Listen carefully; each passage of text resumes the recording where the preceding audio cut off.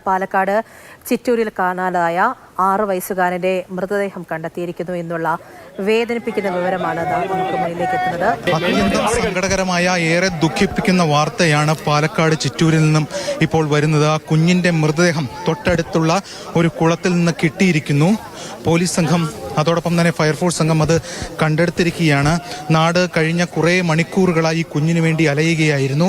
ആ കുഞ്ഞിന് വീടിന്റെ തൊട്ടടുത്തുള്ള സ്ഥലങ്ങളിൽ നിന്ന് ഈ കുളത്തിന്റെ സമീപത്തൊക്കെ തന്നെ പരിശോധന നടത്തിയിരുന്നു. പക്ഷേ ഇത് അവിടുത്തെ കുളമല്ല, അതിൽ നിന്ന് കുറച്ചുകൂടി മുന്നോട്ട് പോകുന്ന ഘട്ടത്തിൽ ഉള്ള ഒരു കുളത്തിൽ നിന്നാണ് ഇപ്പോൾ ഒരു മൃതദേഹം കണ്ടെത്തിയിരിക്കുന്നത്.